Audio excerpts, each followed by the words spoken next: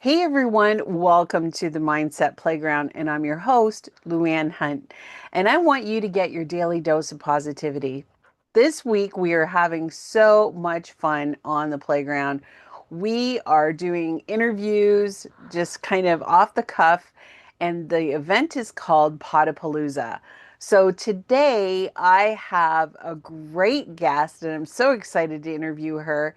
So, for those meeting you for the very first time, who are you and what lights you up in the work you do? So I'm Dr. Jill Rosenthal, and in the coaching world, I'm known as Dr. Jill. And what lights me up is helping my clients get their transformations and taking somebody who has been living with fear after a cancer diagnosis for weeks or months or years or decades, and in half an hour having them totally and permanently release that fear and then create their new life beyond thriving beyond cancer. Wow. So, what's something most people get completely wrong about success, happiness, or fulfillment? I think the thing that people get wrong about success and happiness and fulfillment is thinking they have to do something to get there. If you think, I'll be happy, the I'll be happy when syndrome. I'll be happy when I get into the college of my choice. I'll be happy when I get married. I'll be happy when I have a kid. I'll be happy when I get promoted. I'll be happy when. And the problem is that, when gets there and you don't even notice because you're on to the next thing. You don't even celebrate it. And if you think you have to do something or get something in order to be happy, then you never learn how to be happy on the way. And so if you don't practice being happy on the way, how are you going to know what to do when you get there? Yeah, or even how to get there, or even if you are there. Yeah, how are you even going to know? And the road to there is, it can be bumpy. And that doesn't mean you can't be happy and fulfilled along the way. You Enjoy the can, journey. yes, bad stuff can be happening while good stuff is happening, and you can still be happy. When my husband died of Alzheimer's disease 7 months ago, and at one point, maybe a little less than a year ago, so maybe 4 or 5 months before he died, my daughter asked, she was 23 at the time, she's 24 now, and she said, are you happy? And I said, yes. I said, I'm sad about dad. I cry about dad. I'm really sad about what's happening to dad, but I'm happy and thriving. Like stuff can be happening around you that's not okay, and you can be okay.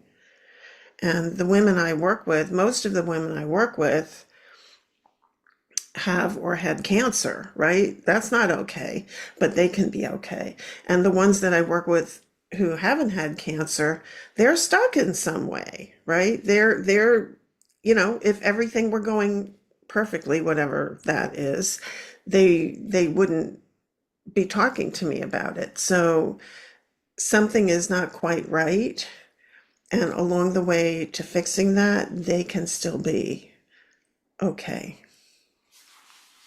That's great. So, what's a hard lesson that turned out to be one of the best things that ever happened to you? Oh, well, I've unfortunately had a bunch of bad lessons, hard lessons. In a couple of year period, I lost both my parents. I had major foot surgery. My husband went into assisted living. And ultimately, and I was working crazy, crazy hours as a physician. And then I was diagnosed with cancer while I was still on leave for my foot surgery. And so ultimately though, I lost my medical career to side effects of my, the results of my cancer and its treatment, but I ended up getting certified as a coach. I ended up finding out why I'm really here on the planet, my true purpose. And so, I'm sorry I got cancer. I'm sorry most of the women I work with have had cancer, but I'm so grateful for the people I've met, the things I've learned, the people I've helped. Like I wouldn't want to trade that for anything. Wow, that sounds so Right. amazing that you're able to help us through what you went through. That's Yeah. great. What did you have to stop believing about yourself to move forward? I had a bunch of things probably. I had to stop believing that there was only one path for me. Many a lot of people change careers, and young people these days have many, many careers, many more than people in my generation. Physicians, people who go to professional schools like that, they tend to have one career, often one job in that career. And they are rule followers and they just kind of walk that path.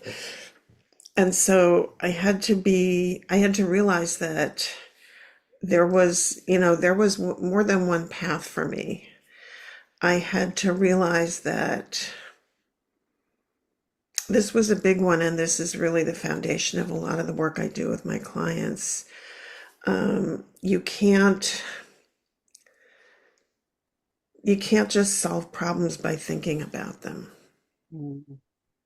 You have to, you have to solve them emotionally, in your heart, in your gut, in your body. And that's a tough lesson for kind of left-brained folks like me. So that was something I had to learn as well. Right. Wow, that's quite the road to travel. So, and here you're sharing it with us. That's so amazing. So, if someone listening feels stuck right now, what would you say directly to them? It's funny that you mention it because the gift I have for your listeners is actually a guide called Get Unstuck. And, Oh, wow, thank um, you. I, That I sounds great. created it. I created it a number of years ago, and I updated it recently. And so what I would say to them is, if there's something you're wanting to do, or you've been trying to do, or you've been thinking about, for more than 3 or 4 months, there's a reason why you haven't done it. You're probably Ah, stuck. In coaching, there's a joke about how do you know somebody doesn't want to do something that they say they want to do? They're not doing it. So, it's kind of like they have one foot on the gas and one foot on the brake, and the car isn't going anywhere. right. And it's not so good as it turns out for either the engine or the brakes. And so what you need to do is first understand why you're stuck. And it usually means there's something you're afraid you're going to lose or have to give up, something that's important to you that that you might have to give up in order to get this thing you want. And it might be a fear, it might be anything. But even a tiny little thing will keep you stuck. And those things are usually rooted in old childhood coping mechanisms and patterns and beliefs that were imprinted so early on and like played in your brain so many times and for so long that you don't even know they're there, but you're running those programs every single day. And Hmm. so the first step in getting unstuck is recognizing where something came from. Hmm. And for a small number of people, that's enough to do it, right? Wow. Yeah. Sometimes that's all they need to get unstuck. For most people, probably, it takes a little bit more than that because they have to actually heal the original, the original wound, meet the original need. So, for example, just knowing, um, like say somebody wants to lose weight, right? Just knowing that you feel compelled to clean the plate because your mother always told you to clean the plate, I remember those right? days. You know that's part of where it came from, right? Now go Right. do it. Yeah. Not so easy. And if you think it's easy, then, go get your lunch and eat half of it and throw the rest away and see how easy it is. So so the second part, which is the deeper part, and that's the deeper inner healing that I do with my clients, is to actually let go of the thing that's holding you back. Because, Right. first step, understand it. Second step, clear it. Wow. That is great advice. So, I will put all of the information that you have for us in the description below. So if anybody watching this is interested in taking advantage of your free gifts and other information about you and your website, then I will make sure that it's in the description below. But before I let you go, it's time for the lightning round. What do you think? Are you Okay, ready? I'm ready. If I don't know, well, let's see what it is. That's okay. It'll be fun. So these are quick answers. So first thing that comes to your heart. Okay, So the I'm going to first, tell you one thing. Old me 1.0 would have hated doing that. Dr. Jill 2.0 is up for, the one with the purple hair. She's up for anything. oh, good. Okay, here it comes.